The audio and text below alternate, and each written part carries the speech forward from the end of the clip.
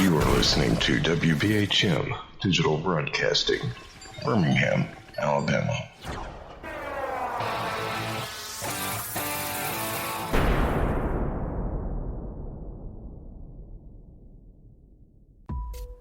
Since 1948, Fate magazine has brought you reports of the strange and unknown, all of them true. Fate Radio is carrying on that tradition, bringing you the unusual, macabre, strange, and bizarre. Join host Kat Hobson Sunday nights from 8 to 10 p.m. Eastern on WBHM Digital Broadcasting.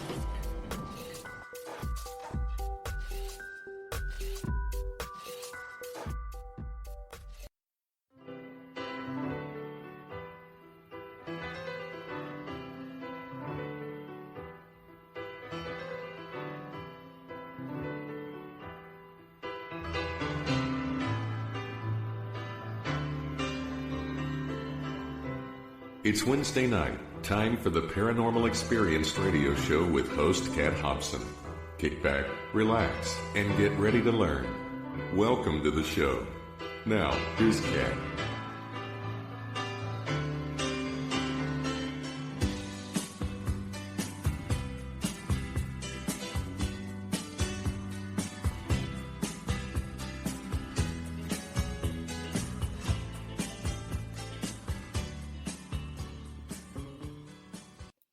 Good evening.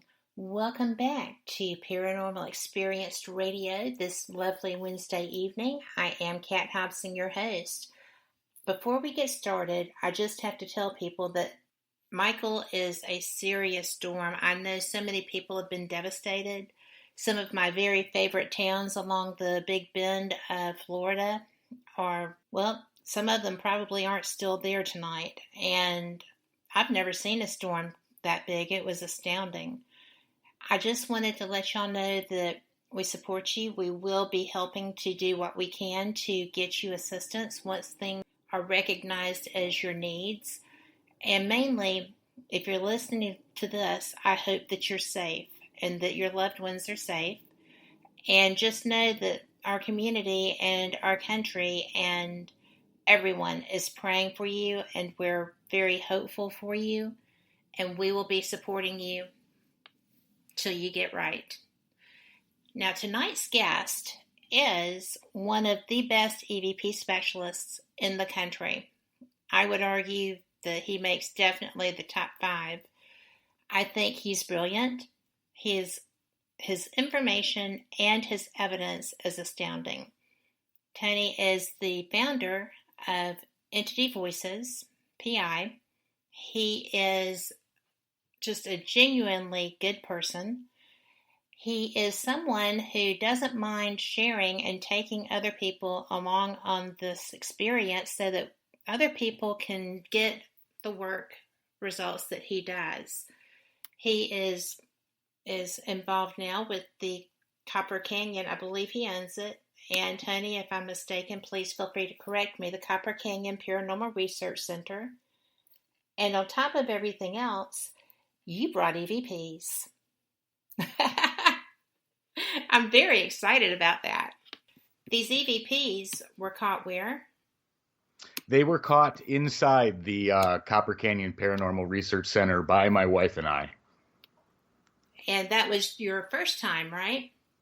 It was. We had our eye on this building for years because it's a very unique building. It was built in 1919, and it was constructed by the New Cornelia Mining Company, and it was literally designed to be the hospital for the miners that worked in the copper mine and their families.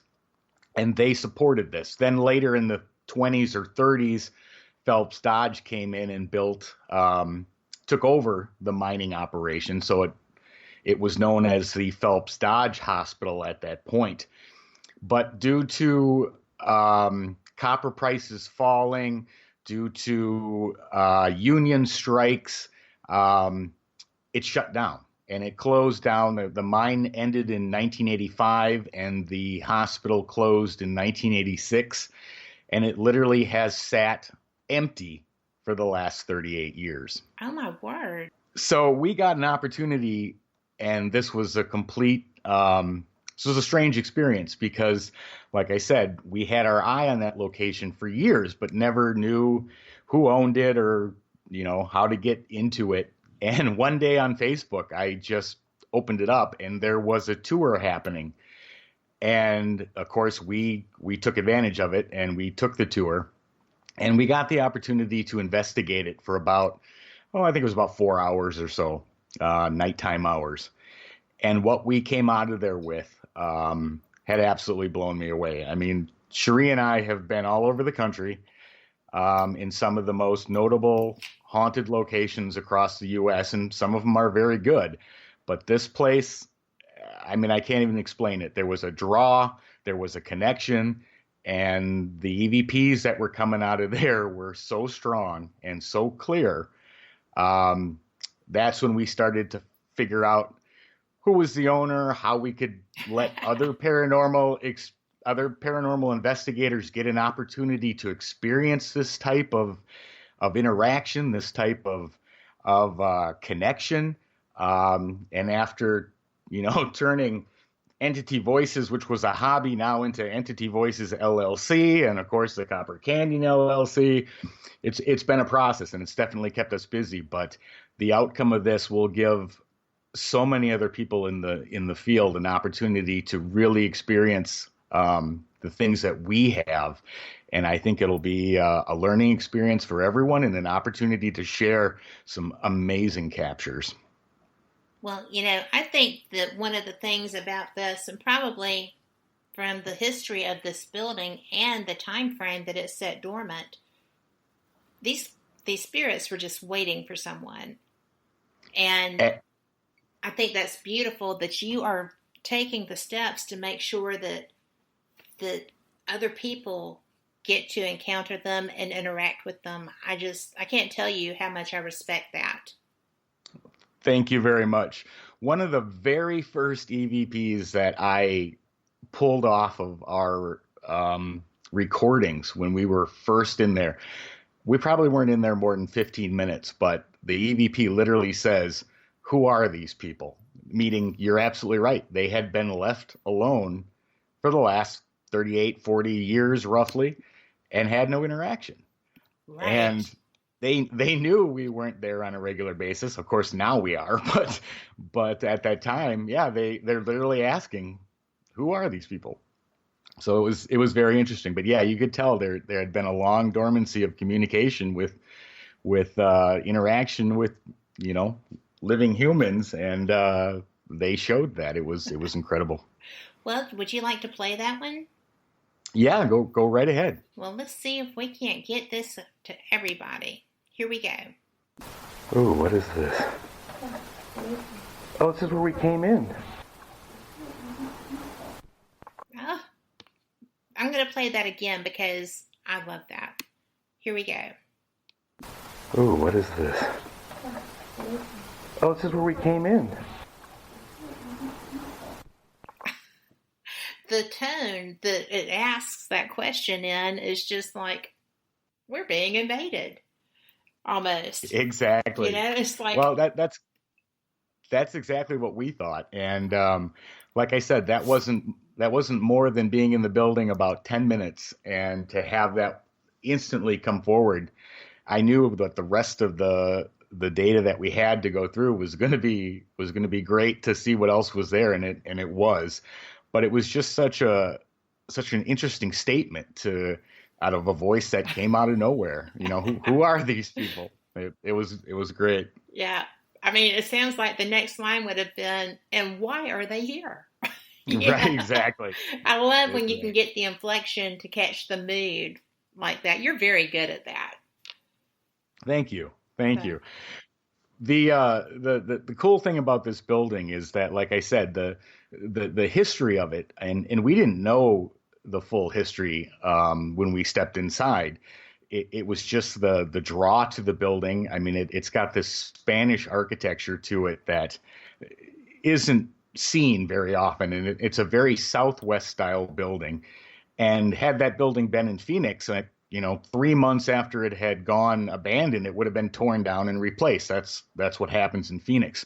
But because this town of Ajo is literally in the middle of nowhere, they have the original structures that have stood for centuries.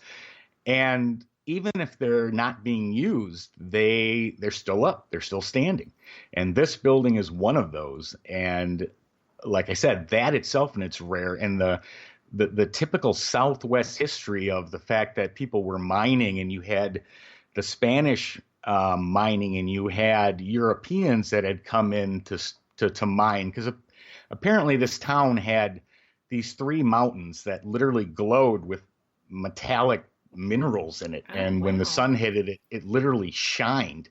So mining had been happening in this town for centuries.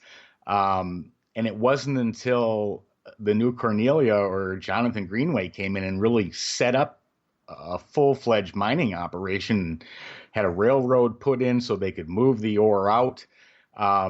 This mining had been going on, and there were fights over it and gunfights over the individual mines that were there. So it's the history of it is just so dramatic. So you've got that whole Southwest style history that goes along with, the people that were born there, died there, babies that were born and died there because there weren't vaccines that weren't available till after World War II. So the whole story just comes together and portrays this building just phenomenally from a historic perspective. And then to be able to back it up with these voices that are coming from inside the building just absolutely fascinates us.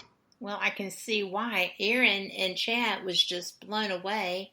And she said, so clear, a woman, the voice quality. And, that's what blew me away when I was loading these. After you sent them, I was just kind of like, whoa, this is bizarre. Yeah, and we've been very fortunate for capturing very clear sounding EVPs in lots of locations that we go to. But this one, I don't know if it was a connection directly to my wife and I. I don't know if we just got lucky. But yes, they are extremely clear. They are very audible, and it's not a single word. It's full sentences. And there's so many, because something I don't think people realize, and I was going to share one of the pictures from your page and the video, but I thought that maybe we would just talk about this, is the absolute mind-numbing sometimes work that y'all go through. There was a picture of you and Cherie reviewing. You each had your own computer in front of you. You each had your headphones on. It was obviously going to be a while, or had been a while, right? But right. Anytime that you're investigating, I learned this quickly, right, with my cameras, is that you stop the cameras and you stop the recorders and you break. Yeah, I can do maybe 15 or 20 minutes without a break, without fading off and doing something, ADD. But y'all get so much evidence to review, and I still have so much evidence to review, and of course residentials come before anything else, but it's just amazing to me. I know what y'all go through doing these reviews, and the first time that you left Copper Canyon, how long did it take you to go through that evidence to come up with these? It took weeks, right? But only because of everything else that was going on. But the review process itself takes usually 2 to 3 times what the investigation was. So let's say we investigated 4 or 5 hours. Well, you can count 15 to 20 hours of review of video, audio, pictures. I mean, it's an intensive time constraining response to go through those 4 or 5 hours of recording. My setup will record 3 or 4 video cameras at a time. Different angles behind me, in front of me, then the audios we leave in certain rooms, DVR cameras. So yeah, however long the investigation was, it's 3-4 times that to go through what's collected. People don't realize that. People that, watch all the television investigators have everything done in 20 minutes. Well, maybe 40. Right? But it just is so much work. And I think that sometimes discourages people who think, oh, well, I'm going to be a paranormal investigator. Right? Because the work level is quite more than is shown. Absolutely. There's a lot of behind the scenes stuff that happens, and it takes a lot of time. I don't think Cherie and I have sat down in the last 3-4 months and had a normal night lately, because there's always something to do. There's always something to review. And we have data that's been sitting, that we've collected since the first time we stepped foot in that building. We were filming, there was a music group that heard that we had opened the building, and they had a new song they're releasing, and it has very sort of haunted tones, and they found out that we had opened the building, and they asked to film there. Well, during the filming, Cherie, my wife, went off and went to different floors where it was quiet and did recordings, and that was weeks ago, I still have not had an opportunity to go through those. And there's stuff there, right? I know there has to be stuff there. Absolutely. I'm sure there is. I just haven't had the time to look at it yet. Well, I love your work. We met actually when you had submitted evidence for the Supernatural and Paranormal University's evidence contest. Yep. And you won. I did. I was lucky, and they took a look at one of my FLIR captures from, I think that was the Hotel San Carlos. Mm-hmm. And we caught this figure that literally walked across the hallway without any body heat at all. And, I remember watching that thing 100 times going, okay, is this reflection? Is there something? Is my shadow? How is this happening? Could never figure it out. And it's a phenomenal piece. And it was a great capture that we happened to just be in the right area at the right time. Well, you really were. And I thought that was so fantastic. And thank you. I'm sorry that everything relevant to that show and such didn't quite work out the way it was supposed to, but I'll tell you, I don't know if you would have had time right now. You were 200 miles an hour getting all this stuff going. But you know what? And that's very true. And you know what? The funny part is that, like I said, when we finally got into it wasn't the Copper Canyon. It was the old Phelps Dodge Hospital, and mm-hmm. and Ghost Adventures were out there about 5 months ago, and they investigated it. But there's been very few people outside of that inside this building. But the thing is that when this all sort of fell together, normally my wife and I, when we're talking about spirits or catching EVPs or anything from the paranormal world, we're usually interacting with other people from the paranormal world. So if you say spirit, if you say EVPs, they're kind of household words. Nobody really is shaken up by it because we're talking about it within the community. Right. But when we had to start taking like entity voices, turning it into an LLC, and talking about getting, liability insurance, and explaining this to people who don't normally deal with anything in the paranormal, it was kind of funny because we got some very strange reactions, strange looks. Wait a minute, you want liability insurance for what? Right. And yes. Okay, this is an October haunted house, right? I'm like, no. This is a 365-day-a-year research center. Oh, okay. So that was humor. That is humor. But, I can actually relate because I was taking people to do things paranormal, and I called my insurance company and said, I need a binder. I just need some sort of rider to cover me for liability purposes on paranormal investigations. And she was like, what? Yep. Yep. I said, what I do? I said, but I need something to give these, these locations so that they know that, a bond, right. A bond and a rider. And so it took her a hot minute, but she figured it out eventually. So for which I was grateful. But you know what? We are up on our first break. We are going to be gone for about 3 minutes. And y'all just enjoy the music, and we will be back on the flip side.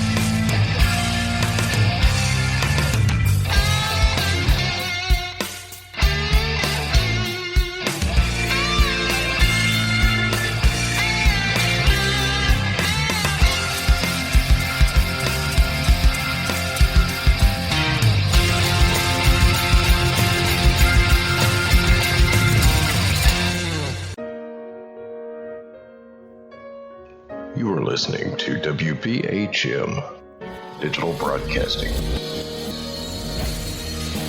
The best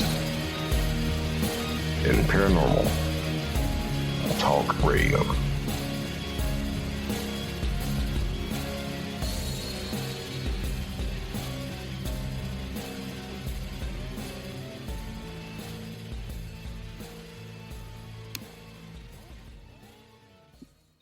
And we are back with Tony Rathman of Entity Voices and the Copper Canyon Paranormal Research Center.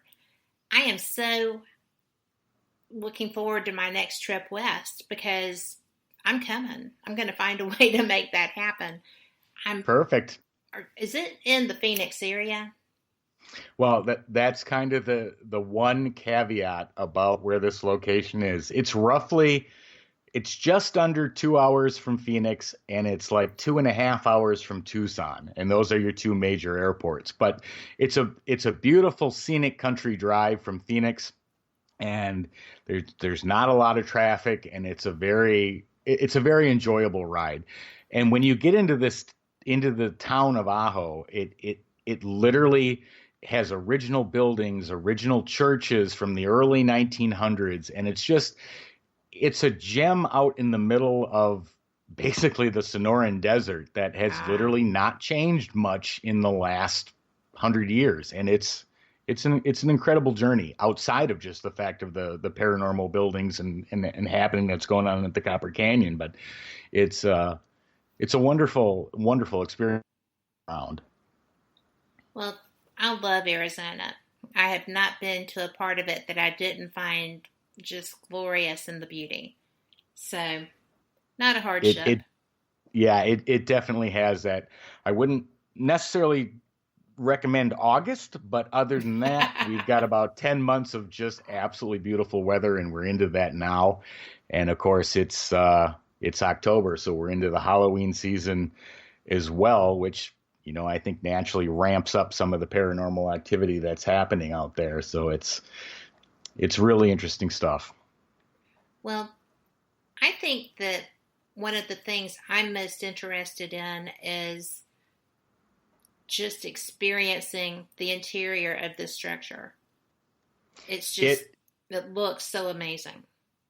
It is. And, my wife and I have been in a lot of locations, but this one is unique. This one, the first time I stepped foot into it, I don't scare easily, but this one sent chills up my spine the entire night we were there. And there's just this feeling of being literally followed or watched every step you take, and it's unique. I've not experienced that to that degree anywhere else that we've been. And like I said, then when we started going through the EVPs and the other data that we've captured, I was just blown away. And if you can, Kat, maybe play the one that says what smell EVP, because that one, I was standing in what used to be the old kitchen, and I was alone. Now, granted, I'm talking to myself because that's what I do when I investigate. I literally talk to myself and ask my questions out loud. And this response comes in when I mention that the room had a particular smell to it, and this voice just comes out of nowhere, and it is so clear that it's a little frightening to hear. So go ahead and play that one. I will. Here we go. Okay, this room has the eeriest feeling of all of them so far. And the worst smell. I'm going to play that again just in case somebody somehow missed that. That's so great. Okay, this room has the eeriest feeling of all of them so far. And the worst smell. That is so interesting. Yeah, and it's so clear. And again, woman's voice. And so don't know if it was nurses, don't know if it was people working in the kitchen. And I expected a lot more male voices. Now, we do have them. Some of the other EVPs that are there are definitely male voices. Mm-hmm. And even some, I believe, past doctors and who knows, patients, who knows who else. But that one fascinated me because it was just, it was clearly an absolute direct response to a direct question that I asked or stated. And it's really hard to refute that one as very clear evidence that they're there. Right. That's what I love about these. They're all good. Thank you. There, like I said, I'm sure there's going to be a lot more coming. We finally got through the data that we collected from the first time, and like I said, we've had other trips out there that I have not had an opportunity to go through yet. But it's just it's a unique experience, and it's good to get something out here in the western part of the states.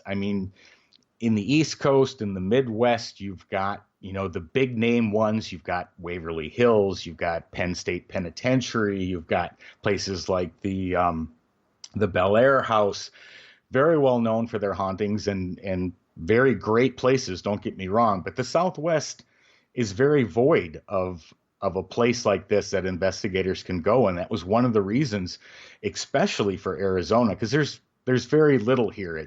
There are places to investigate, but they're operating hotels and you always have external influence. And we thought we need a place for Southwest investigators, or anyone for that matter, to go where they don't have any external influences as far as sound, as far as interruptions, at least from anyone else within their group.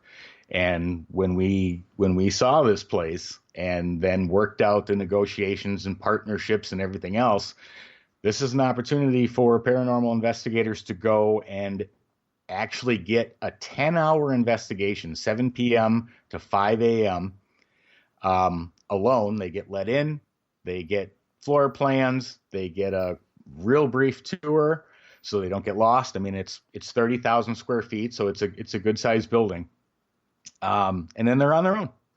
They get to investigate, do whatever, bring any equipment they want, and they get a true night of capturing whatever they can capture. So it's exciting. Do the spirits there have a particular type of interaction they seem to prefer, as far as you can tell? Well, what I have noticed is, and we haven't even quantified yet how many are there, Right. but I mean, we've identified probably 15, 16 different ones already. And I guarantee you there's a lot more there. We are in the process right now of producing a short film to release for the Copper Canyon Paranormal Research Center. And of course, we've done history. We've gone through old newspaper articles trying to find out, deaths that happened, all sorts of the history, gunfights, and this hospital literally would take anybody who came. And at that time, it was at the top places to go for medical care. So people from Tucson came, people from Phoenix came down to this small town just due to the medical abilities that this hospital had. But there's such a rich history and such a long-standing historical interaction with this building that literally thousands of people died either from mining accidents, gunfights, all sorts of. So the amount of spirits that are actually or could be present in this building, we haven't even been able to touch those numbers yet. Well, I just can't wait, because the more research you do and the more knowledgeable you are, the more people will be able to perhaps have a conversation by name or ask exactly. Yeah, because I think one of the saddest things is when a spirit has passed and nobody knows who they are and they're still there trying to have a conversation. I was somewhere recently that had three little girls who haunted it. Two of the children's names were known, and nobody had a clue about the third little girl. And I think that she was so reticent because no one spoke to her. There was no direct interaction by name with her because there's no record of her name. And I think that's sad. Very, very. And one of the things we noticed, and I don't know whether I gave you these EVPs or not, but we had at least 3 separate EVPs where they gave first and last name. Now, we have not had an opportunity yet to do the research on those names, but that's the very fascinating thing to us about when you can correlate getting an EVP and then historically researching that name and finding a connection. Mm-hmm. That adds to the support. But you're absolutely right. But normally when we go in and we're doing EVP sessions, we may get a name, a first, but to have them literally come forward and give first and last name as their first statement, that was just amazing to us. That's unheard of.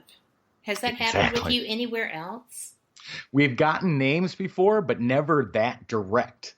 I mean, like I said, this building sat basically empty for the last 38 years. And maybe that had an effect, that when people were actually then available and they knew that they could get a message across or communicate, I mean, they fully took advantage of that and said, hey, I'm so-and-so. And that name is very clear. And I'm not sure if I gave you one of those or not, but you did but not. If not, I don't see a title like that. Yeah, I may not have, just for sensitivity to whatever name that is without having done the research yet. Right. But yeah, we do have them, and it's amazing. Well, what you sent is in its own right, but I think that's the coolest thing because I've never had that reaction. Yeah, this was unique, and like I said, there's so many so many things about this building that just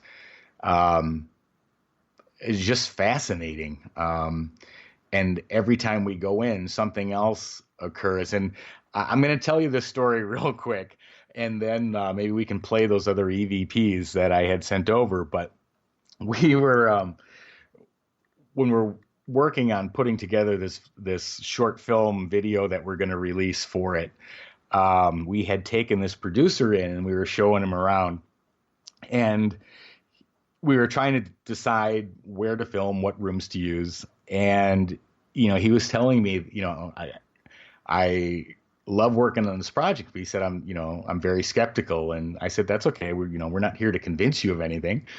Well, he lasted about 13 minutes in the building. He got touched.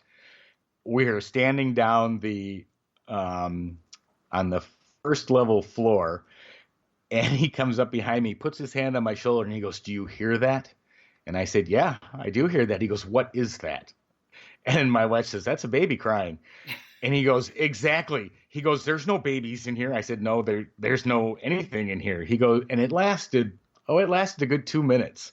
And it kept crying, and it literally shook him up. And when he went back to do the other filming that we were doing, it was at night, and he's texting me, and he's like, I'm going to be down there tomorrow night. I'm like, okay, that's fine. He said, well, I'm going to be filming after dark. I'm like, okay, that's fine. He goes, dude, are you coming or not? I don't want to be in the building alone. Well, so he's not a skeptic anymore. No, not anymore. Not anymore. But it was interesting because he was so blown away by what he had heard that although we weren't investigating at the time, he literally recreated the event of what happened. And it's interesting to hear because he did such a good job recreating it that it gives me chills because I remember standing there hearing it. And so that was really interesting. But anyway, yeah, let's if you can, let's play some of those other EVPs I sent over just so people can get an idea of what I'm talking about how these EVPs come across. Okay, well, how about the "Don't Scare Them"? Yeah, that's a good one. You guys.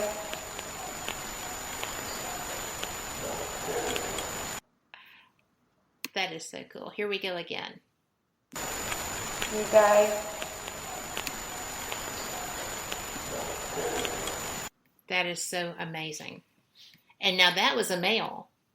Right. And this is a funny story, but we know that voice, and that voice is not from that location. What?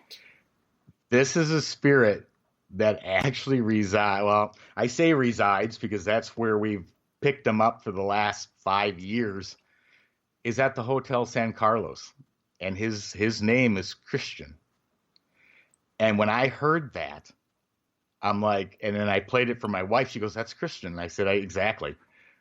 So I can't explain it. I don't know, if he showed up there, if there was something he was protecting us from, but it's absolutely fascinating. That's not the first time that's happened. We've had a spirit show up at the Bel Air house that we had the recording and could recognize the voice. And but yeah, this one wasn't a resident of that hospital. So that was very interesting to us. Well, that's interesting. Maybe he was letting you know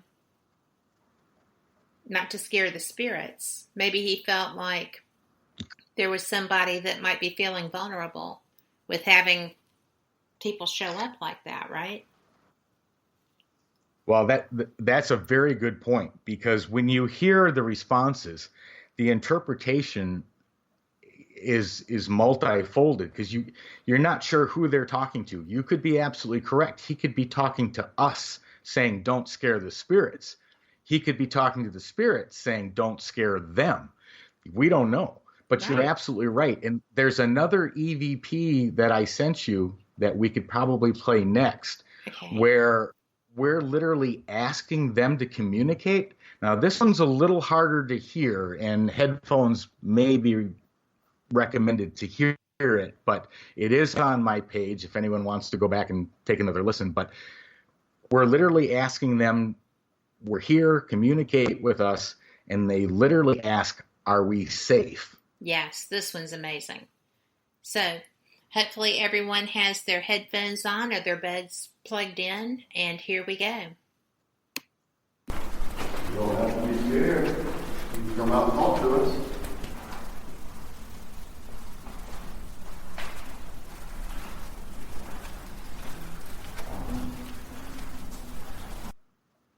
That sounded very trepidatious. Let's go ahead and play that again. Right.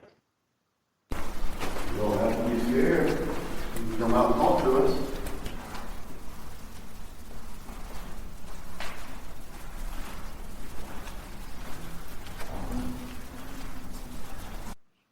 Yes, that's, as I said, they sound nervous. They're not sure that they want to do that. Exactly. And like I said, that was the first night we had ever stepped foot in there. And so your comment about the last EVP about don't scare them. I mean, it very well, he could be talking to us, meaning don't scare the spirits that are in that building, because everyone else who heard it is always like, oh, how nice, they're not going to scare you. But you're absolutely right. I think it's the other way around. I think that he's saying to us, don't scare the spirits that are in the building, which is just absolutely fascinating to me. Well, I mean, because they hadn't seen people. And all of these are from your first night. So right. Maybe Christian travels with you more than you know, and he was reading. That's kind of what I do. Okay. My gift is not, right, but is just kind of reading intent of spirits. And that's what I feel, is that they were excited to have people to communicate with, but you had equipment and they didn't know what that was. So maybe that was what he did. I would completely agree with that hypothesis, because that's the exact feeling we had too. Was that, he was talking to us, or them, meaning the spirits that are in there. And I think you are right on track with that hypothesis. So just a thought, but I think it's so obviously you made them comfortable, because they worked with you through the rest of the night, and they worked with you through everything else that you've done thus far. Out of curiosity, go ahead.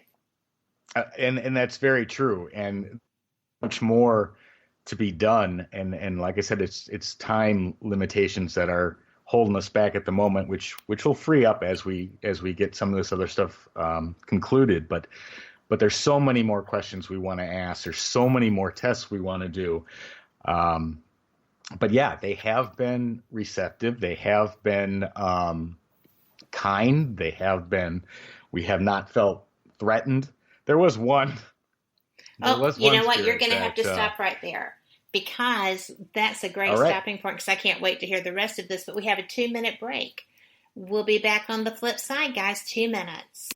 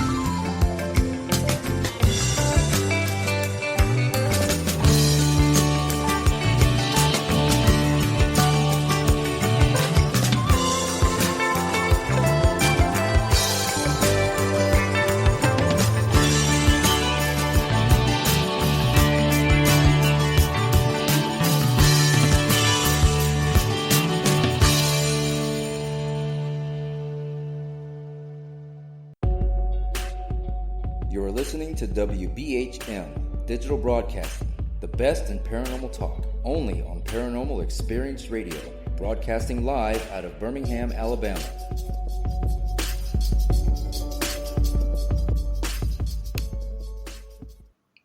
And we're back with Tony Rathman, who is just an amazing guest. We're having so much fun tonight on Paranormal Experienced. And if you've been missing these EVPs, you're going to have to catch the archives on iHeart and iTunes, because this is amazing. So, Tony, we were talking about how you were able to put these spirits at ease and that nothing really was alarming you except... Yeah, except for one. And it wasn't the night that we were there investigating. It was later on when we were, and this was the middle of the afternoon, we were walking the building to do the filming. And as we're looking at different areas, my wife was actually standing behind me, and she was filming. It was just with her cell phone, but she was filming, and I could literally hear this EVP with my own ears. And I turned to her and I said, "Hey, did you hear that?" And I don't think she did at the time. And then I remember pointing again because they were talking, but I was trying not to say anything. And there's this EVP that comes on that says, "I don't like you." And he said something else in between. I don't remember what it was off the top of my head. But then at the end, he said he threatened me. And I have not had a chance to figure out which one that is and what I can do to calm him down. But it was an amazing capture, because when we went back and we played her video, you can hear everything he said as I'm saying, "Did you hear that?" Oh, right there, he's talking. It's incredible. That is incredible. Did you feel like you were being threatened, or like there was a presence with that attitude while you were sitting there? Yeah, you could definitely feel the presence. I didn't feel threatened. It wasn't until after that we replayed the recording that I could hear what he actually said. And I was a little shocked because it was a direct threat, but nothing has happened. And I have not had an opportunity to go back in there and try to figure out, what they're upset about or what this one is upset about. And that's definitely in my future plans to, try to figure out why this one may be angry and what we can do to maybe not make them angry anymore.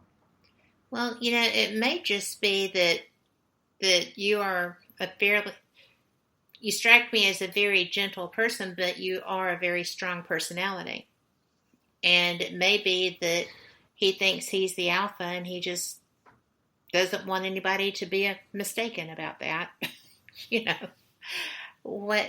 Well, and that very well could be the case. And like I said, after having complete authority over the last 38 years of the building, yeah, I'm sure our presence and the present investigators coming has an impact on them, no doubt about it. And I'm sure it's partially that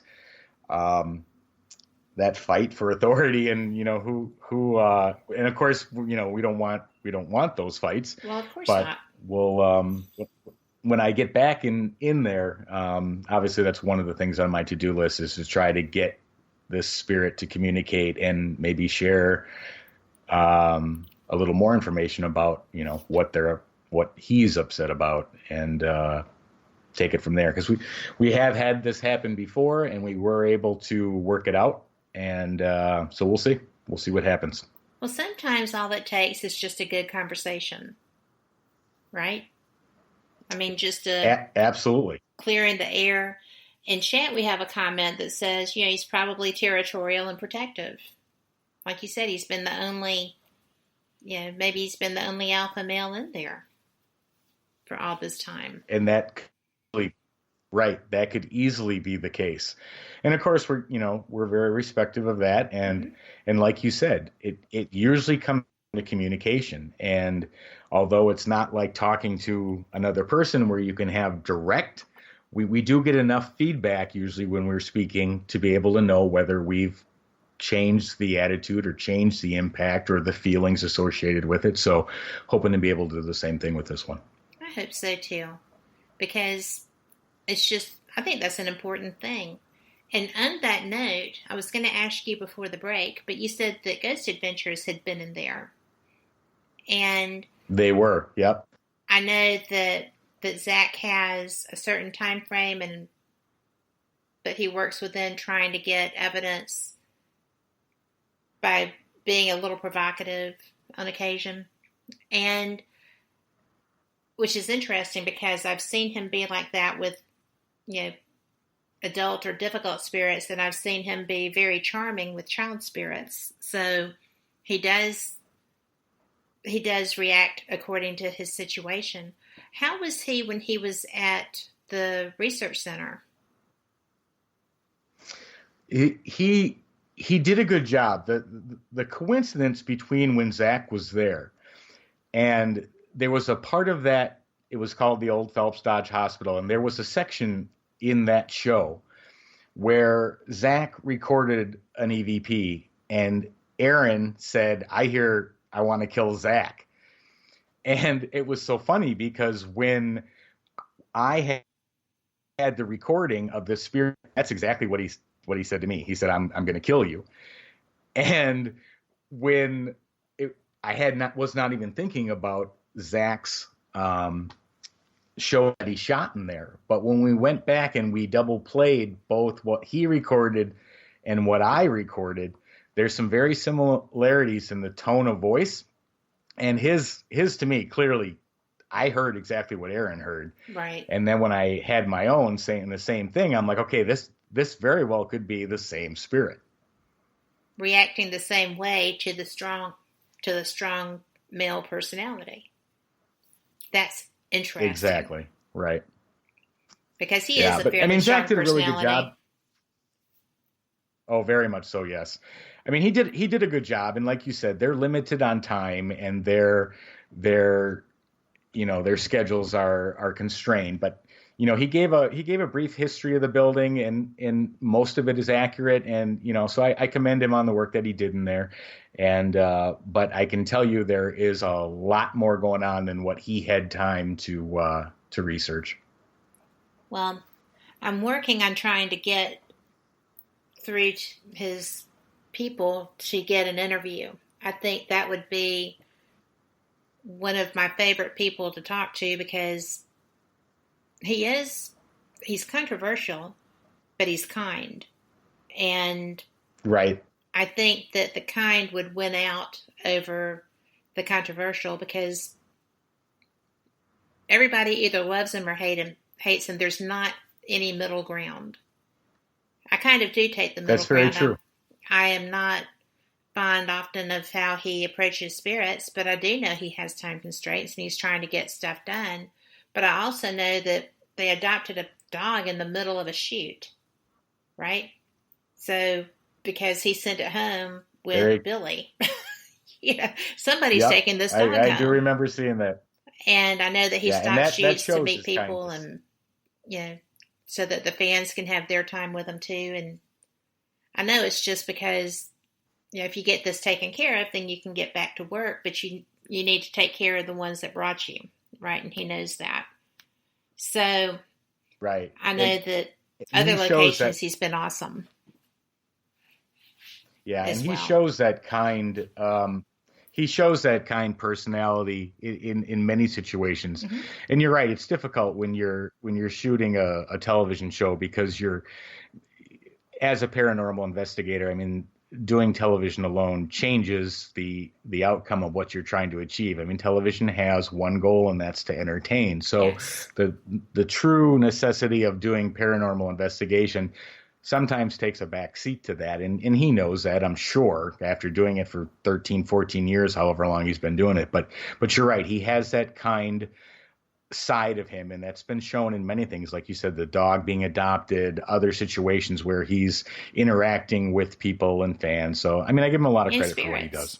I mean, he's not always, kicking the door in and taking names. He's very gentle sometimes. And people forget that.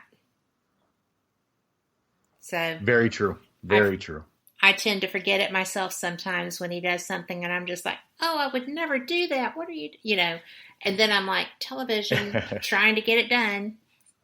Don't be judgy. Right. Exactly. So not my chair, right? So yeah, it's a struggle for him, I'm sure, each time, but I definitely give him credit for what he's accomplished. Yes. Well, I didn't mean to go off on a tangent there, but I just wanted to know how he had interacted with your spirits. I'm glad that it was, that it was a good experience, and I find it bizarre that he got the same response you did. Well, and I didn't even recognize it at first. Somebody else pointed it out to me, and I'm like, oh my gosh, you're absolutely right. Friend of mine pointed it out to me and said, that's the exact statement that was said. And I'm like, oh wow, you're absolutely correct. It was. Yeah, I wouldn't be cool with the spirit saying they wanted to kill me, because it's not. Go ahead. It's not the most comfortable feeling. Well, and I was in an environment where I was actually concerned that my equipment was going to be damaged because they were banging on things that, you could hear the banging, but the objects weren't moving that they were banging on. And I just felt like, but they do move things when they take a notion. They certainly. So I was kind of like, oh, maybe not here. Oh, absolutely. Yeah, I know that feeling. Yeah. What is the most odd investigation experience you've had? Because you don't just do EVPs, you do full-blown investigations, and that's actually a question from our chat.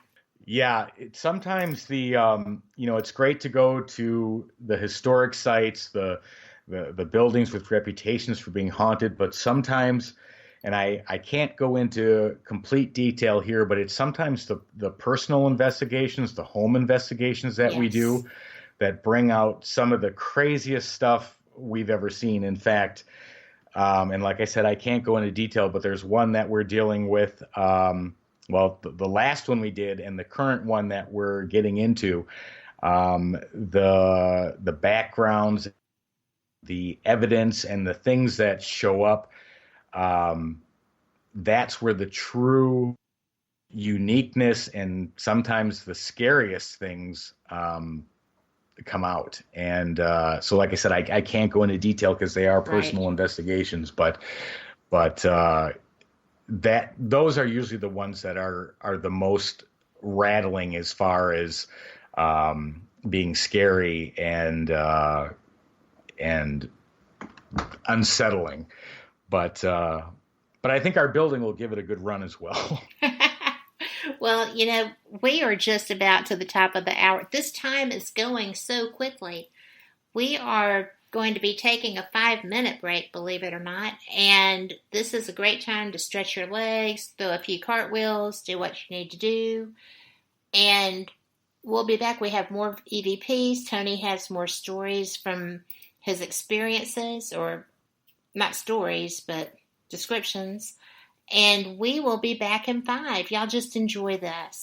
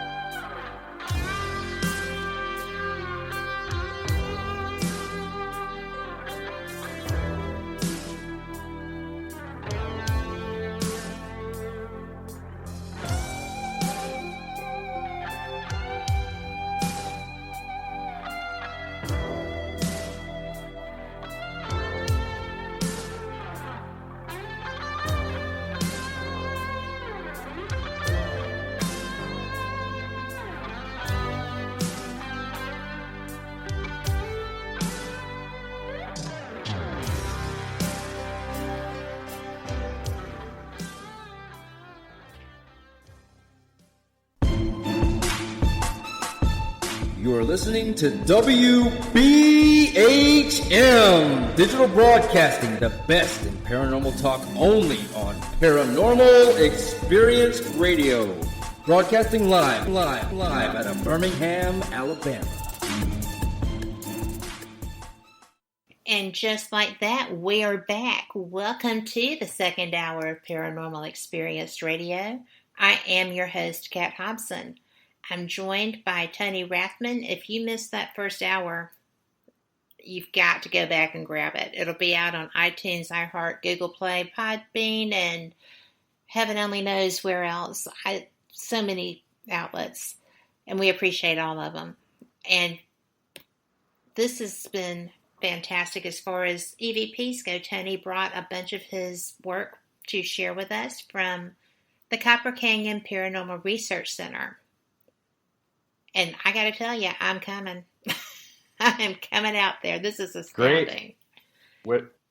Would love to have you, and anyone else who wants to experience this place. It's definitely worth the journey.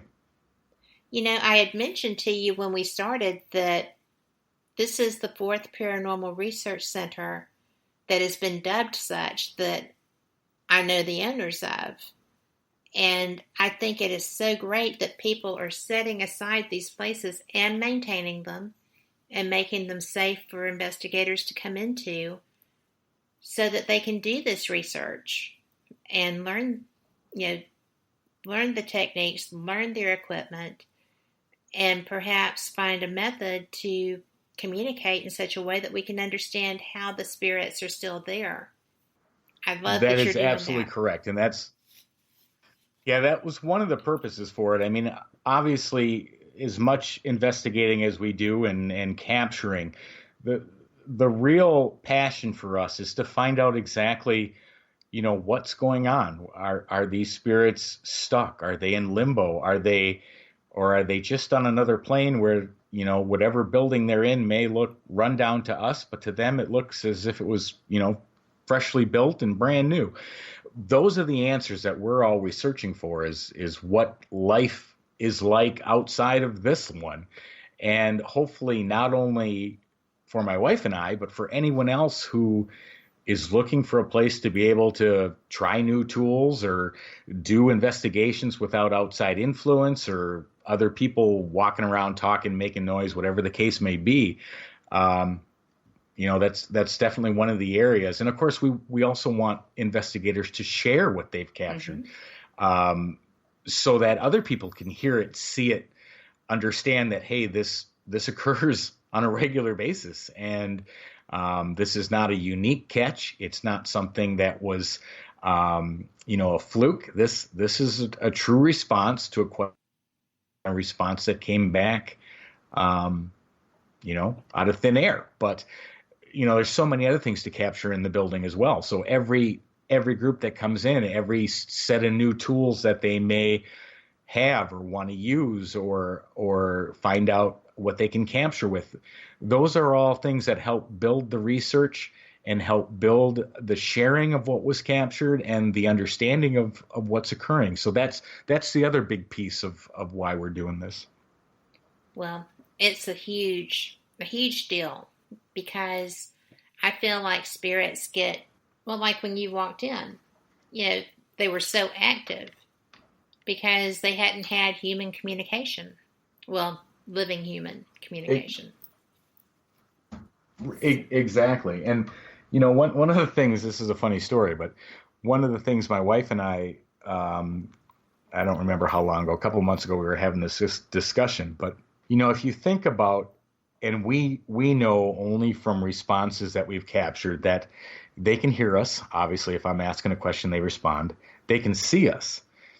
Imagine how frustrating it would be to be around your friends and family if you had passed, and you can see what they're doing, you can hear what they're doing, but they don't know you're there and they can't hear you. I mean, that would be very frustrating to know that, they want to try to console you or comfort you and you're unaware that they're there. That, to me, would be very painful. And all of a sudden now they're interacting with people that have the ability to hear them, to record them, if I was a spirit and wanted to get a message across, I would be jumping at that immediately to take advantage of being able to get heard. Absolutely. And that was actually depicted in Ghost. And at the time, when I was watching that movie, I don't even know how young I was. It was millennia ago. But I actually was like, oh my gosh, why does she not hear him? They were in love. This is a huge deal. And it was, even then, and that was before ghost shows and, Para-Unity and all this other stuff. But that was something that I felt really deeply, and it's just weird. I didn't know at the time all the things that were going on with my psyche like that. But I thought it was just being overly emotional. So, with other people's emotions, I know that. No, but that's very true, and that thin veil between the worlds does exist, and until it breaks down, and once it does, then there's all sorts of other things that begin to be experienced from the spiritual side, but for people that may not have experienced any of it yet, that veil appears to be stronger, and the more you break through it, the more things come back, and it's an interesting experience. But like I said, over the last 8 years of us doing this, we can definitely see the stages where that's thinned and where things now come through on a regular basis that we would have never noticed, heard, or paid attention years ago. Right. I didn't. I know other people who were experiencing, clairsentience, clairaudience, whatever, and they just thought they were crazy.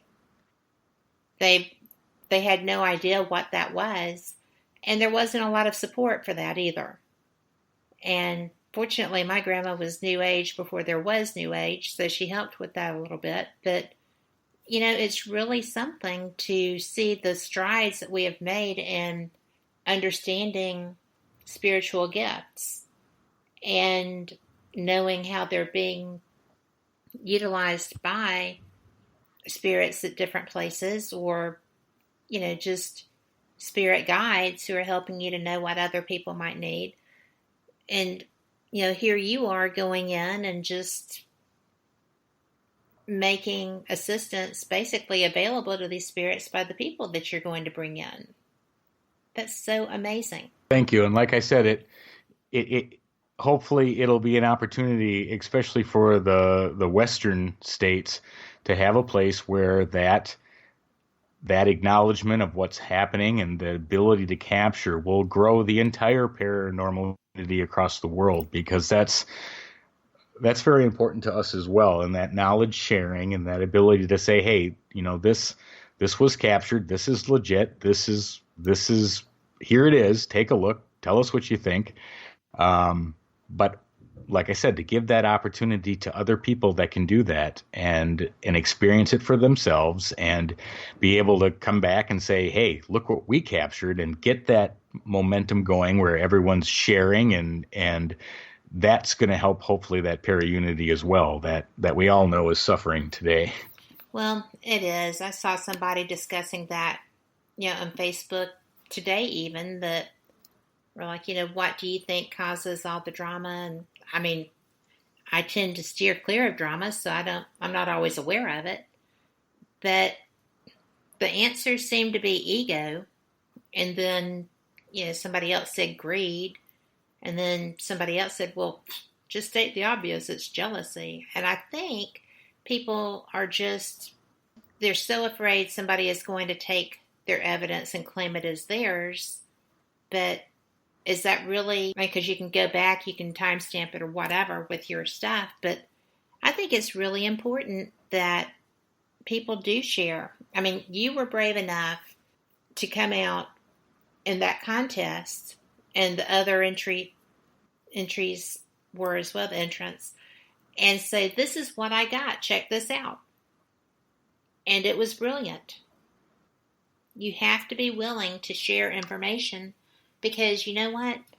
Just because you're who caught a recording or you're who got a picture doesn't mean that you're the only one who can.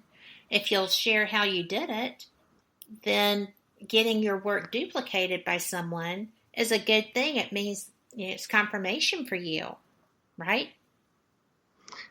That's exactly right. And the more people that get an opportunity to try it for themselves, and it doesn't matter whether you have, the latest and greatest equipment. You can go out with a cell phone and a digital recorder and get things that we capture. But the more people that can do that and capture it for themselves, and then take away that doubt that this is real and that it exists, that's what will cause the change to the paranormal that we need to happen. And the more of that sharing and the more of that group combined understanding of what's out there, that's what's needed. And egos aside and popularity aside, and I see those conversations as well all the time. People are trying to compete for whose evidence is this and that and the other thing.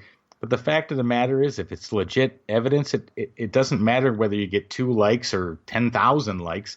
If it's legit and it was captured in a way that was marks it as proper evidence and a good EVP recording or whatever else the capture was, that's all that matters. You have it, you captured it, it's legit. Now share it. Right. Share it with the world. And, that also comes down to equipment, because if you got it, like we have Carl who said that he was getting names, first and last names and stuff with the EchoVox. And if you're getting stuff and you share how you're getting it, then other people can utilize that equipment. And if it works for them, that's great. And if it doesn't, then they can say, well, that's not what worked for me, but I got this with that. And you can kind of get a feel for which equipment seems to be better for you. That is so true. I mean, both of us have specific equipment that works specifically and best for us. Mm-hmm. I am big with the EVP, and I'm big with the SB7 portal. And there's other equipment that I like and I do use, but there definitely is a set of equipment, maybe 1, maybe 2 things that I'm just drawn to, and I will use them on a regular basis because that's where my best evidence comes from. My wife's the exact same way. It's not the same equipment. She prefers more of the simple things, just a recorder. Digital recorder, camera, video camera, night vision light. I'm more on the electronic side. I like to test other gadgets. I've used the EchoVox and I've gotten some good stuff off of it.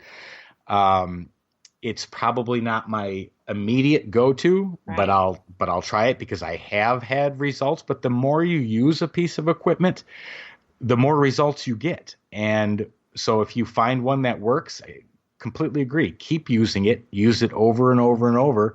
The more you use it, the more responses you'll probably get. And it's that connection with not only the device, but the spirits interacting with it that causes that continued interaction. Yes. And, we are like 30 seconds away from another break. I can't believe how fast this time is flying. When we come back, I would like for you to set up and us play some of these other EVPs because they're really fantastic. And that would be great. They didn't just give their names. So I want to get to that too. And with that being said, we'll be back in 3. I'll just get a drink and enjoy this moment.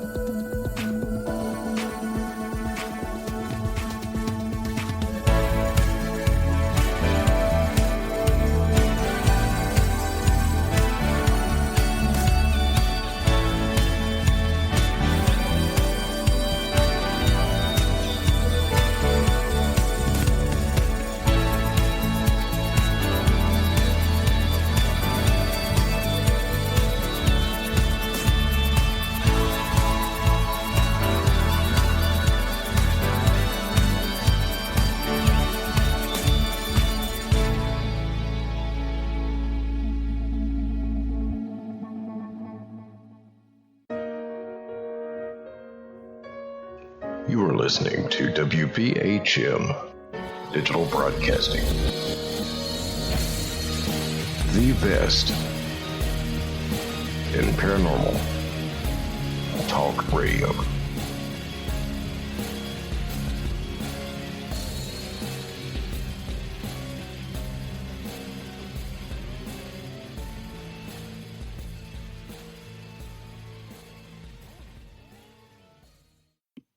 Hello there and welcome back. This is Paranormal Experienced. I'm Kat, your host, and I have Tony Rathman joining me tonight, who is one of the best EVP specialists I've ever heard, much less gotten to play with his recordings. And he doesn't do this alone. Cherie, his wife, is the other part of Haunted Entities, and she does a great job too. It is just definitely teamwork, isn't it, Tony? It absolutely is. And although my wife's probably the quieter side of the two of us, it is only the two of us that do this. Right. But there are so many times, and I always try to point this out, but there are so many times that what we capture is usually her. She's always got a camera in her hand. She's always recording when we're in places that we know we may capture something. She's always running a digital recorder to capture sounds. And I would have to say 60, 70, maybe even 80 at times percent of the things that we capture, I would have missed if it wasn't for her, because she is always on target of rolling a camera, having something recording to be able to capture it. And so it's definitely a twofold situation, and I couldn't do it without her. There's no doubt about it. Well, y'all do good. Y'all really do. I wanted to go ahead and share some more of these. Would you like to set some of them up? We've got... We have... Sorry, go ahead, Kat. Do you need me to tell you which ones I have? I can't remember which ones we played already. We've played Who Are These People? What Smell? Are We Safe? And Don't Scare Them. Okay. I would think you could just go down the lines, the ones we haven't played yet, and go through them, because there are some good ones in there yet. Yes. All right. This one is They'll Tell You. Do you remember the situation where you caught this? I do. We were standing... there's a pediatric section of the hospital that's on the first floor of the building, and at the far, I guess, west end, east end of the building. And we were walking towards the corner to turn to go down the main hallway. And Cherie was recording me, and I was walking around with a digital recorder. And this EV on the recorder I was holding in my hand just out of nowhere and stated what you're about to play. All right, well, let's do it. Here we go.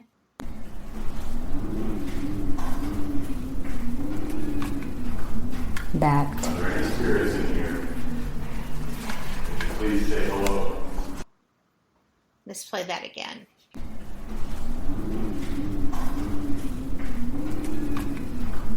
That. Are there any spirits in here? Please say hello. What on earth? I had a harder time with that one. Yes. That's amazing. Yeah, that one's a little harder to hear, but I was literally asking them if they were present, if they were here. Mm-hmm. And although that one blends in with both the talking of my wife saying something about a bat and me asking, but they the EVP literally says they'll tell you, meaning they'll let us know if they're here. And by saying they'll tell you, they literally let us know. They were right there with us. They were just helping out. I could hear it starting under Cherie's voice. So I'm going to play that one more time. Right. I think it's cool. Okay.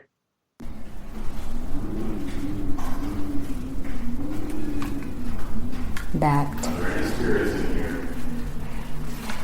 Please say hello. Yep. That's cool.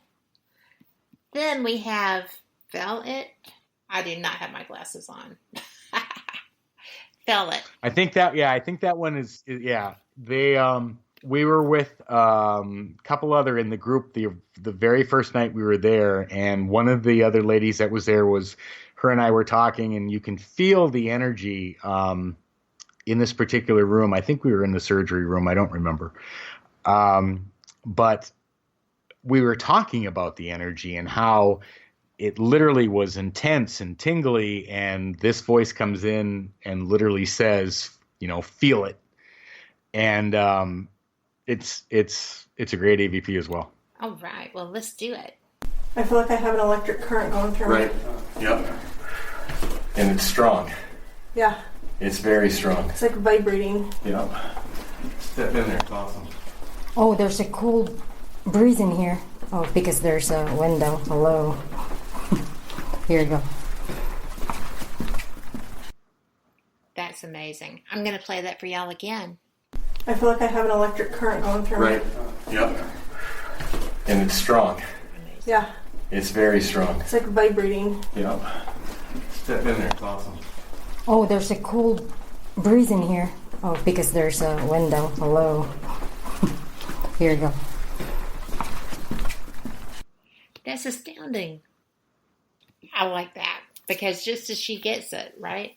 Right, and it's very clear, and although on that particular one there are multiple people talking, you can still hear it, and you can hear it clearly. We weren't necessarily expecting. We weren't doing an EVP session. We just always have recorders running, and this just comes out of nowhere and gets put into the conversation, and they're like, "Yep, the energy's here. Feel it," and it's incredible. Don't you find that they always try to just be in your conversation? It's like they're interested. They want to participate with you. Yeah, one of the things that we've noticed over the years is you are absolutely correct. When we're having a conversation, we will get more interaction and more EVPs than when we're just sitting and asking. If we're sitting quiet and we're asking, one question and then waiting and then ask. When we're actually interacting with each other, we'll get more interaction. But then people always say to us, hey, you're doing an EVP session. Don't you know you're supposed to not be talking and you're supposed to only ask a question and then wait 20, 30 seconds before you ask another one? Okay, yeah, we've done that for years. But what we notice is if we're just having normal conversations between the two of us, that we will get interaction that we never expected if we had been following those typical EVP standards of how you're supposed to do it. Now, I agree sometimes it can wreck it when we don't do it that way, but we've also found that we've gotten responses that have blown away anything following those standards. Because they want to participate. I found that too. So absolutely. This is about belief, and it's very short, but do you want to set it up or you want me to go?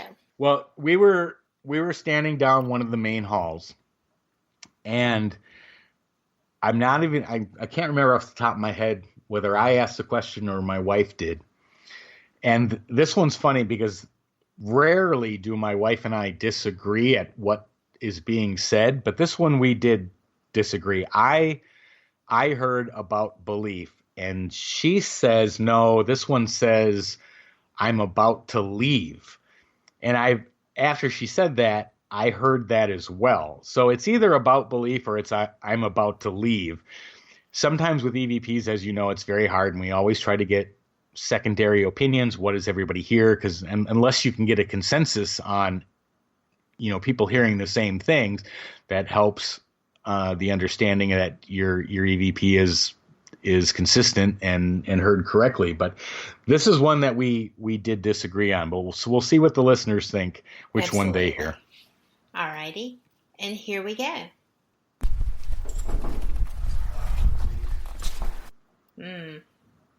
I'm not sure. Let's listen again.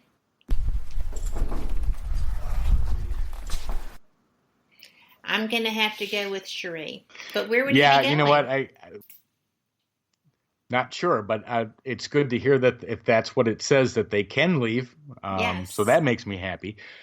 But when Cherie said that to me and I listened to it again, I'm like, I think you're right. I think this does say about to leave. People always assume that if you come across a spirit and, is communicating with you, that it must be trapped and we must set them free. And I used to believe that also, but I think it's very presumptuous because I've never died. So just because I feel like I'm doing someone a favor by crossing them, helping them cross, whatever, I'm not necessarily. I mean, who knows? But I just decided that I'm not even going to do that anymore. I've been in 2 situations where spirits were kind of being bullied by another spirit. I always call them soul collectors because they just don't want to be alone. And I just tell them that, you don't have to stay here if you don't want to. You can do what you want, You're still you. Both times the person that was holding them was very upset with me, but they got over it. So it's good to know that they can come and go at will. That's kind of confirmation. So thanks for that. And this one. Yeah. And we. Go ahead.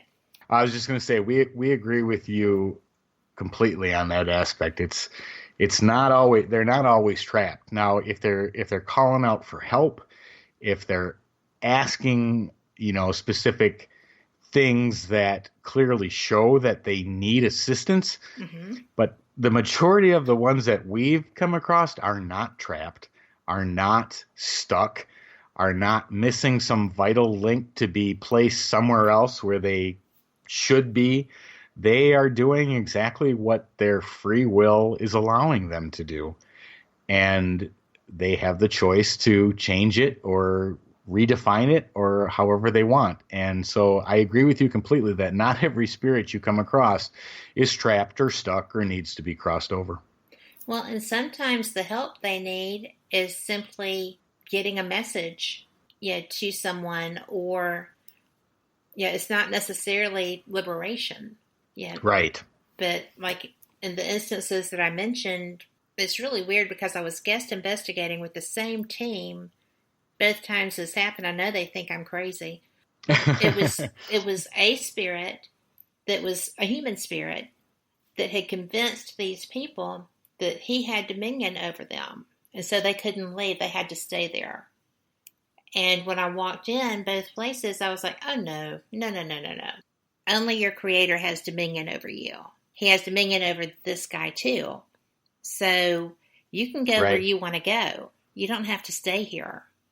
And the first time I had that experience, I got like this huge wind through my face and hair, and the men sitting on either side of me were gone. And then the and then the second time, a door over behind the couch opened, and the people that were, just kind of hanging with us while we were seeing if this house was haunted, levitated off the couch, right? And I had no idea what's happening. I'm just like, we're safe. It's okay. But, of course, I didn't see the door open either, so I wasn't. But, I had no idea. But anyway, so they don't like it when you do that, but you can't be a bully no matter what your life stage is. So this... Very true. Very, very true. And some people are. I mean, if you're a schmuck when you're alive, you're a schmuck when you're dead, right? It just seems to roll that way. Right. Yeah. I mean, personality, you're taking the same outlook on, life into, or death's probably not the right word, but over to the spiritual realm. Mm-hmm. So yeah, I'm sure it takes some time to be able to rebalance that back out. And maybe that's the plane they're stuck on in order to rebalance that back out before they move on. Who knows? And sometimes I think they just like, being here. I think you get to do what you want to after you go through whatever processing there may be or whatever. I agree. So this last one has your name on it. Yes, it does. This we've had our names called out in locations we had never stepped foot in before, and sometimes it's first name, sometimes it's last name, This one is my first and my last name, spelled out, sounded out very clearly. The end of Rathman is a little weak, but the Tony Rath, I mean, you can hear it very clearly. And like I said, that was the first time I had ever stepped foot in this building, and they're calling me by first and last name. Wicked cool. Here we go, guys. Kind of like a kid.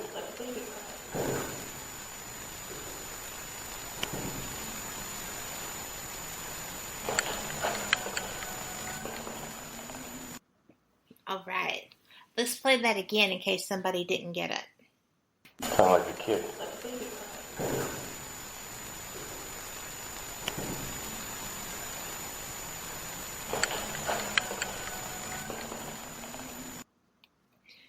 I just can't believe that.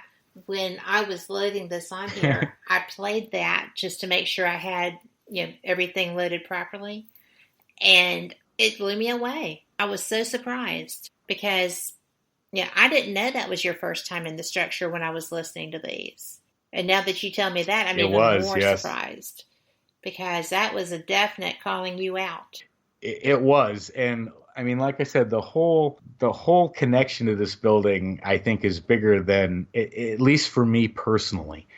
Like I said, I always was drawn to it. And then we finally get into it, and they're calling me by first and last name in a building I had never stepped foot in prior. Right. And of course, that grew the connection. And I think there's a lot of stuff happening that I'm yet to experience in this place, and so looking forward to the opportunity to find out what's going on. And like I said, as well as give other people who are interested in the paranormal and do investigations the opportunity. 10 hours of the building's yours. Investigate, capture everything you can. So I gotta tell you, I think that it's just the coolest thing ever that all of these came in your first night visiting there. Did you have any idea what to expect going in? I mean, no one had been in there. You were it, right? Yeah, there were, outside of Ghost Adventures, there was 2 groups that had gotten in prior. And I remember finding a newspaper article from a husband and wife as well that were in there probably, I don't know, 5-6 years ago. And of course, the stuff that they had experienced very similar to the things still going on today. But it has been very secluded as far as the people that have got the opportunity. But that's one of the things that makes it unique, is that this whole process of interacting with the investigators that are in there is unique compared to places that have been visited over and over and over and over and over. And right now is the opportune time to experience that, because that connection and that need for interaction is at its height right now. Yes. And, it's just a beautiful thing. I'm really looking forward to this, and I hope that I can get there this summer, because apparently I can only go to the desert in the heat of the summer. But we will be back, right? We will be back in 2 minutes, and we're taking our final break. Y'all enjoy this.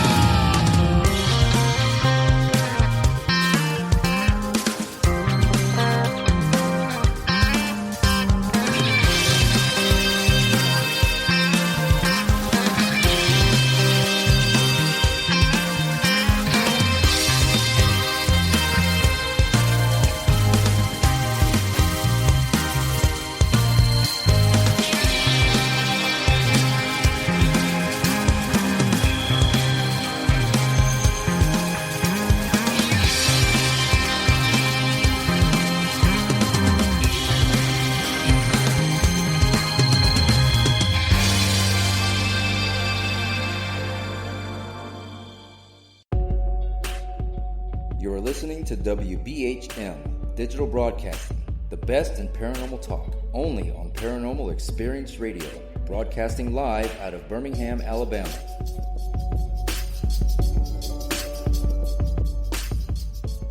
And we are back. Thank you so much for being here and enjoying all of these fantastic EVPs with us. You've really surpassed yourself with these. And I've been impressed with your work for a long time, and these are just amazing. Well, thank you. I appreciate that greatly. But I gotta give some credit to the spirits that are giving us this information, because it's not just me. It's a connection with them. And so I got to give them credit as well. Credit to trust me enough to be able to capture it, being in the right place at the right time, and it's a two-way street. And I think really hopefully is. my wife and I have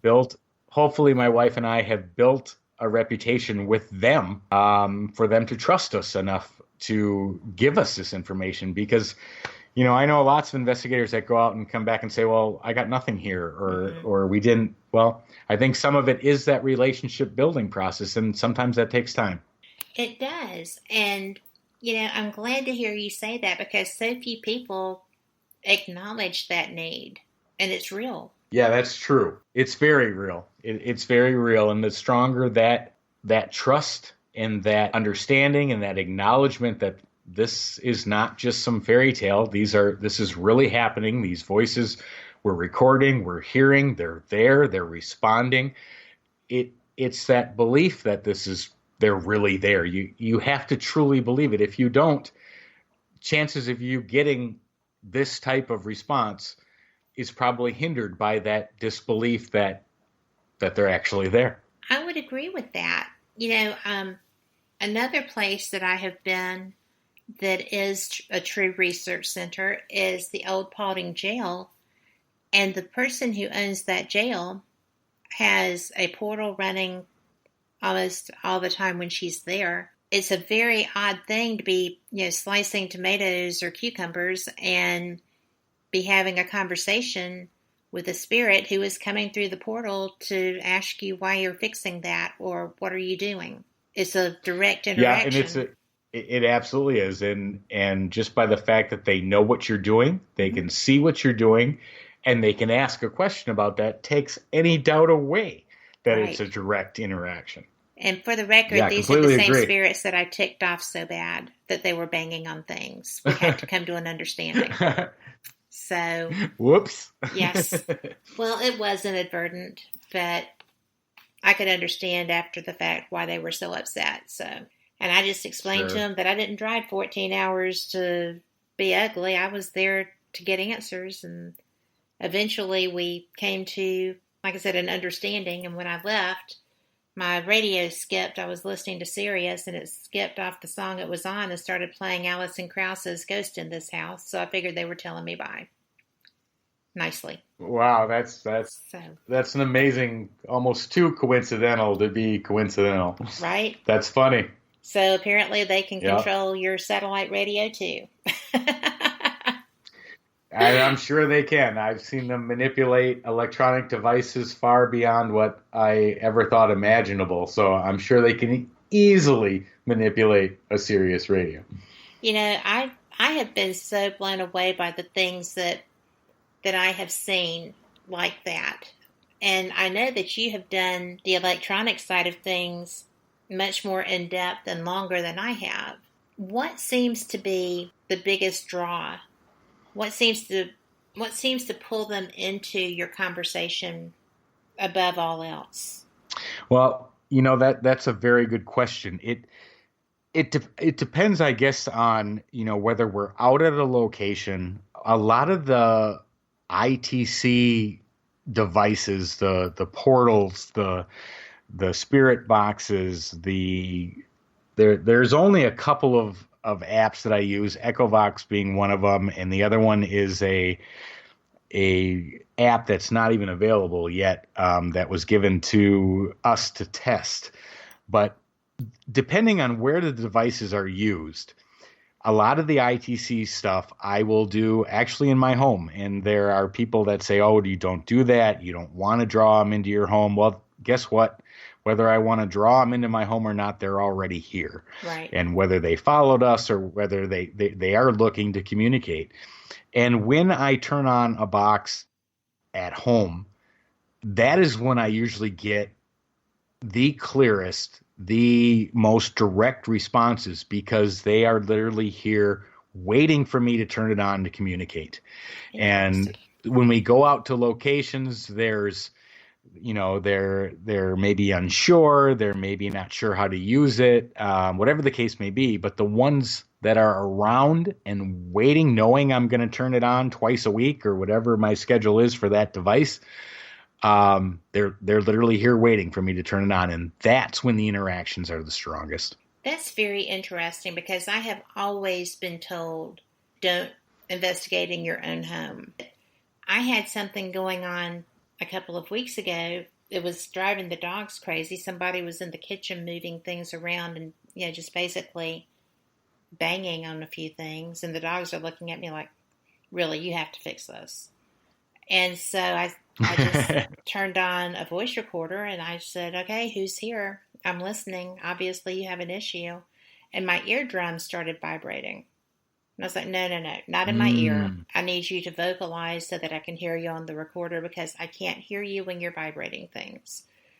And I got something. I couldn't understand it even using AudioVox, but not Audacity. But it was, I was hoping that I would be able to have a clearer understanding of what was said, because obviously someone was upset. That's the only time I've ever actively tried to investigate in my house. Maybe I should do it more often. Well, like I said, it's a touchy subject. Most people are like, don't do it. But for Cherie and I, it works because we haven't had anything bad happen. We have gotten great communication. And we've gotten answers to things that, I think if we were out actually at the investigation site, I think would be harder to get when I'm sitting at home. I'm usually alone, or Cherie's here with me, or whatever the case may be. But it's only two of us, and they may not feel threatened, or whatever the case may be. There may be a variety of different reasons for different spirits, but we have noticed that on a scheduled night at a scheduled time, if we use a particular device, that's when the responses come in.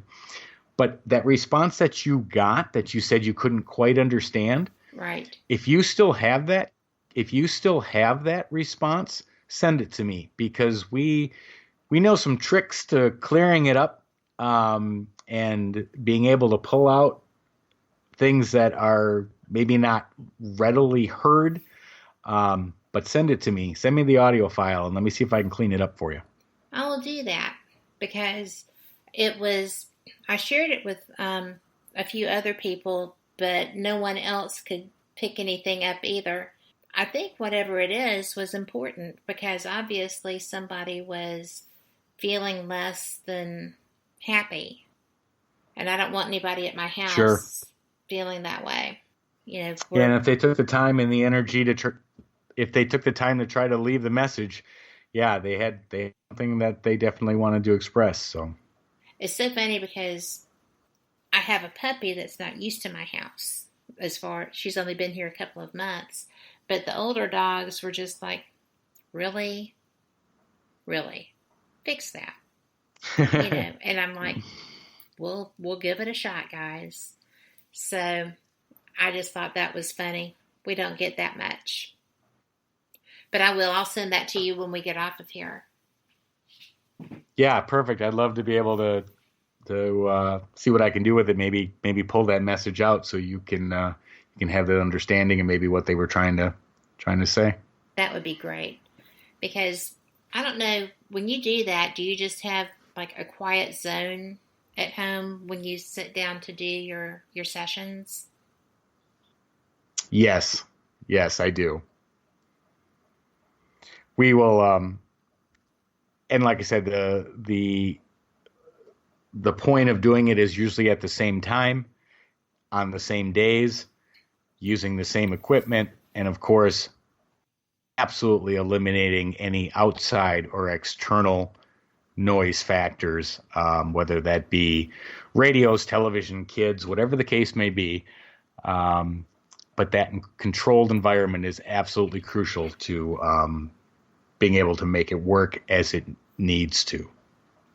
Well, I agree because, we had that. The only thing that was on was the recorder. And I, because my phone was next to me, I just picked it up and hid it for my voice recorder. The vibrating my ear was very weird. I don't usually get that at home. And that's, if I'm out somewhere, that's when I know that something is trying to communicate or someone is trying to communicate, and I start focusing. And sometimes I can get it. Usually it's on my recorders. But that's the nice thing about EVPs on recorders, is because there's no denying. I mean, unless you have external noise that could influence what you think you're hearing. But if you're in a quiet environment and you get a voice that comes in that is not your own, then you know you've captured something. Then if you get the experiences, like you said, the other external factors that support the EVP that you captured, your ears ringing. Yeah, maybe they were initially trying to speak right to you. And when all that stuff adds up, it's really hard to deny then a voice that's saying something on a recording, even if you can't necessarily, like you said in this case, make it out.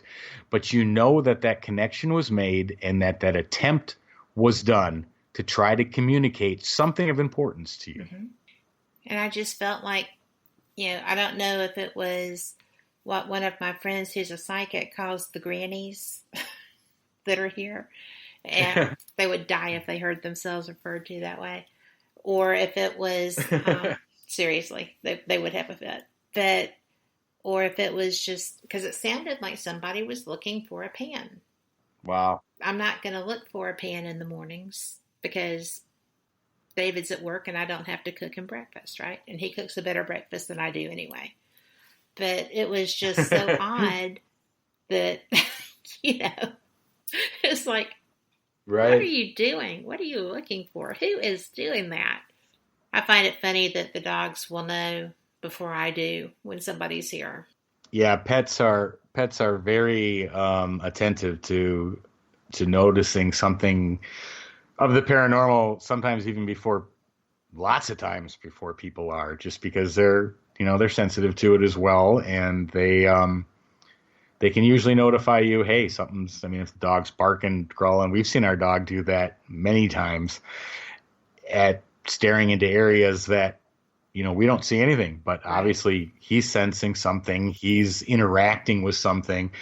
And we've seen some strange stuff occur in the last, I don't know how many years, but it is interesting to experience and see those interactions between, like you said, a pet and what appears to be some sort of paranormal activity.